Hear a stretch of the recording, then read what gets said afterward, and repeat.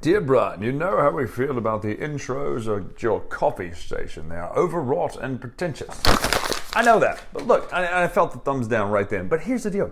This time it makes sense. We're doing the coffee station because we're talking about a game called Cafe, or, as I like to call it, Cafe. Translates as coffee, coffee shop, whatever you want to call it. It doesn't matter. The point is this game is all about making, roasting, drying your coffee and shipping it to distributors to sell at several cities across Europe, usually named after a board game. The cities weren't named after a board game. The board games were named after a city. However, this game is all about worker flow and making sure that your engine is built based on a really intricate and neat mechanic that's not used very often. So let's take a look right now at Cafe, see how this game plays right now. Dice Tower coasters. They're the best.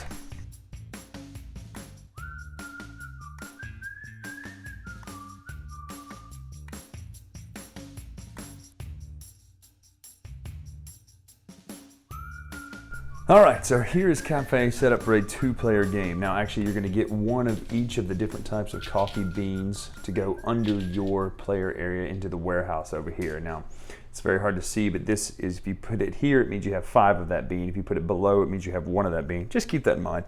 For scoring, the rule is just about broke my brain trying to figure out what it meant by fewest when it was showing the same, but I get it now. Now, what's going to happen is the first part is you're going to get your basic starter card. Now, they're going to be a little bit different based on your starter here, but you're going to get a starter that matches your company. You're going to put it here in front of you, and these spaces do different actions.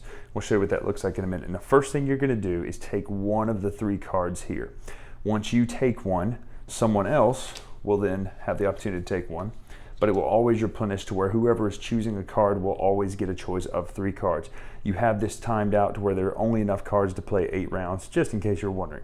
Now, in a very Smartphone Inc. sort of way, you're going to take this card and put it on top of your existing building area, your business center, your business area over here. You have to cover, though, 2, 3, or 4 squares. Now, you couldn't cover 6, you couldn't cover 5, you have to cover 2, 3, or 4 squares, which is a push and pull, obviously, because you're going to cover some good things, but also you're going to get another coffee cup. Coffee cups are action points.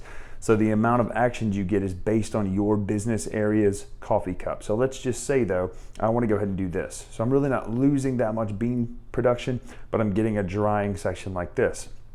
So you're going to do this, then you're going to do your actions. So we have 2 coffee cups, we get 2 action points. The way the actions work are A is production. For an action point, you can produce all of a certain type of bean that is touching. So currently we only have 1, 1, and 1. Now had I chosen this, and let's just say I had it sitting here, now there are 2 yellows touching, which means for 1 action point, I can go ahead and produce on both of these. Now that rule of touching is going to pretty much work for all the actions. The next action is drying, so you have to dry the bean second. Had I just had 1 sitting here, I would spend an action point to take all the colored beans from anywhere. So let's just say I had yellow, yellow, yellow out here. I could then move all my yellows from the board onto a drying place. Now, if I normally wanted to do it again, let's just say I had it sitting here, it would cost another action point. But because my 2 drying stations are touching, I then could I don't have to spend another action point to dry another color of beans because they're touching. Same works for roasting. Roasting is just the 3rd step. It's this symbol here. It works exactly the same way. You take from drying bins and put them onto the roaster, 1 color per type. If you had 2 roasters sitting next to each other, obviously you would get to do the same thing. You would be able to do, for 1 action point, do 2 different colors, maybe 1 here and then 1 wherever your other one is, as long as they're touching. Last but not least, you can deliver. You can deliver all of the beans because you have a supply network from your business center either to your warehouse or to coffee shops. Your coffee shops will be things like this. For 5 points at the end of the game, if you deliver a yellow and 2 reds. This is cool, but if you say, oh man, I got this great action coming up, and you cover part of this, that's no longer worth any points at the end of the game. So you got to leave those available still. Now you have, this is the majority of the way to get points. You're going to keep doing this over and over for 8 rounds, delivering coffee, drying, roasting, delivering, drying, roasting, delivering, producing, all that sort of stuff until the end of the game. You score all your visible points from coffee shops, but the last thing you do is you score your warehouse, your fewest beans color that you have over here, which currently they're all equal, but let's just say we had an amalgam of this right here.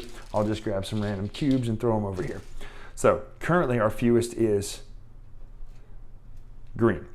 Green would score 2 points per green bean over here. Our second fewest is yellow. It's 1 point per. So here's an additional 2, 3, 4 points at the end of the game.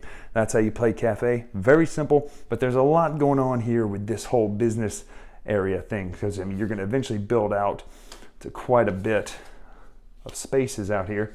You're going to get up to quite a few actions if you're careful and play your cards just right. So lots of things you could do. And if you cover a bean like I just did, it's gone from the game. So that's cafe. Pretty straightforward, right? It is unique in the fact that it does, and it's probably not fair to call it this, but I've dubbed this mechanic the smartphone ink mechanic, where you're putting stuff on top of other stuff to hide it and get your actions, whatever, showing. I know that looked like I was making pierogies, but I wasn't. Thank you for all the Eastern European listeners. But sorry, I don't know what I'm doing anymore. The point is this. I like that mechanic a lot, and I love it when games use it. I love the way you have to think, okay, I want to buy that card because it's going to give me this action. That to me is a phenomenal thing when you're using the actions that are face up in your area to be what you get to use that turn. And you can change it, you can adapt it, you can make it better, and inadvertently you can make it worse. To me, that's a really smart thing, and that's a mechanic that doesn't get used that often, probably because it would be like nutmegs, where you put it too much in a dish, you'd be like, oh wow, this is powerful. But to where when you have it, you're like, oh, this is fantastic, that little dash. So I like the mechanic. That is one of my favorite mechanics out there. So if more games used it, maybe it would get overplayed. People are like, oh, we're doing this again. But I tend to think that this one's just a really unique idea of putting things out there, making your work, your business center, your business area be bigger. I think that's cool. So I love the way the game plays. I love that this game plays relatively small. It's not a tray table game. You couldn't play this on a tray table of a flight because it does spread out your business areas. But you can play it on a small table. You can play it at a cafe in a restaurant. You could play it at a table in a cafe or something like that. I mean, you could literally play the game in the place that the game is about. It's kind of meta. So it's not that great to look at. I mean, obviously it's little cubes, little things spread out on the table. The art is a neat style, so don't get me wrong, it's not boring, but it doesn't pop because it's white backgrounds with just kind of the kind of cool art. So it's not the most exciting game to look at, but I will say I like what that mechanic does. I like how it works. Last though, the thing I will knock it for, and here's the one thing I don't like, and it's not a major issue, but it does take a little bit of the gameplay for me, is that several of the actions are very similar. They're move a cube from here to here. I wish there was more of almost a chocolate factory like feel of, okay, upgrade this cube into this, or change this cube into this thing, or take this one cube and now it has 2 cubes. I just wish it wasn't pull a cube from here, put it here, pull a cube from here, put it here, pull a cube from here, put it here. I do like the way that if you have things stacked next to each other, you'll get the bonus of having multiple of the same type. But again, roasting, growing especially is a little bit different because you actually supply the cubes, but drying and roasting are essentially the same action. You're just pulling them from a place to a different place. So that I'm not too keen on. I wish there was just one more step of complexity there for my taste. But if you're into a light game with a really unique business planning model, definitely go check out Cafe. I think it's going to scratch that itch and maybe be that right flavor for you. I hate it when I stumble over my own corny puns, but the point is, go get this game if it's something that sounds interesting to you. Note, it's not that deep, it's not that heavy. There is strategy when it comes to picking your cards, but other than that, it's pretty straightforward. So that is Cafe. I'm Brian Drake here on the Dice Tower. Make sure to follow us on Twitter, Instagram, etc. at Dice Tower Brian. Until next time, we'll see you.